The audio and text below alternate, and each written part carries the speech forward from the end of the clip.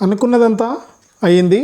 ఏదైతే మనకు పుష్ప 2 తొక్కిసలాట కారణంగా పుష్ప 2 ఈవెంట్కి ఏదైతే సంధ్యా థియేటర్ దగ్గర తొక్కిసలాట జరిగిందో అక్కడ ఎవరైతే మనకు శ్రీతేజ్ ఉన్నారో ఆ బాబు మీకు ఇంకా గుర్తే ఉంటాడు.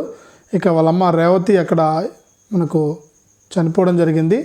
ఇక ఎవరైతే మనకు శ్రీతేజ్ ఉన్నాడో ఈ శ్రీతేజ్కి సంబంధించి మనకు హెల్త్ అప్డేట్స్ ఇన్ని రోజులు రాలేదు. అంటే అంతకుముందు హెల్త్ అప్డేట్స్ వచ్చాయి. ఇక చాలామంది పెద్దవాళ్ళంతా కూడా శ్రీతేజ్కు న్యాయం కావాలని కూడా మాట్లాడారు. అంతా బాగానే ఉంది. ఇక కొన్ని రోజుల పాటు కూడా శ్రీతేజ్ కోలుకుంటున్నాడని హెల్త్ అప్డేట్స్ ఇచ్చారు హాస్పిటల్ వాళ్ళు. ఇప్పుడు కూడా శ్రీతేజ్ హాస్పిటల్లోనే ఉన్నాడు. కానీ కొంచెం మెరుగైందని కూడా చెప్పారు ఈ మధ్యకాలంలో. కానీ ఏమైందండి శ్రీతేజ్కి? పాప మా చిన్నపిల్లాన్ని చూస్తుంటే మనసు తరుక్కుపోతుంది. ఇక అసలు మనం చెప్తాం కదా బ్రతుకున్నా కూడా జీవోత్సవంలాగా ఉండాలనేసి. అసలు ఆ అబ్బాయికి ఇప్పుడు తాజాగా ఇచ్చినటువంటి హెల్త్ బులెటిన్లో కనుక మనం చూస్తే ఈ నరాలు ఏవైతే ఉన్నాయో నరాలు పనిచేయట్లేదు. ఎవరిని చూసినా కూడా కళ్ళు పనిచేయట్లేదు.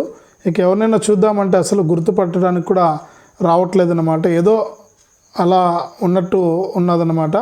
మనం ఏదో సినిమాలో కూడా చూస్తాం, శంకర్ దాదా MBBS సినిమాలో పిల్లాడు ఉంటాడు కదా, సేమ్ అలా అయిపోయాడు అనమాట. అలా ఉన్నాడు, ఏం తెలియదు అనమాట. అలా మనిషి మాదిరి అలా ఉంటాడు. అలా ఉంటే ఏం లాభం చెప్పండి?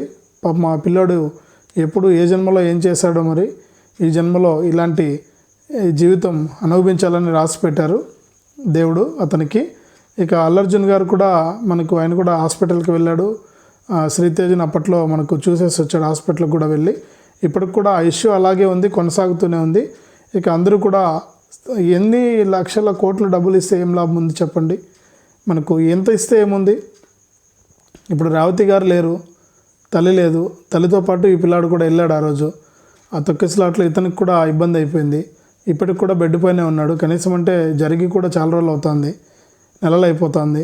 అయినా కూడా ఈ పిల్లాడు ఇంకా కోలుకోలేదు. ఇప్పటికి కూడా హెల్త్ అలాగే ఉన్నాయి. ఎవరికి కావాలి చెప్పండి డబ్బులు? ఎంత డబ్బులు ఉంటే ఏముంది చెప్పండి? ఇక ఎవరు కావాలని చేయలేదు.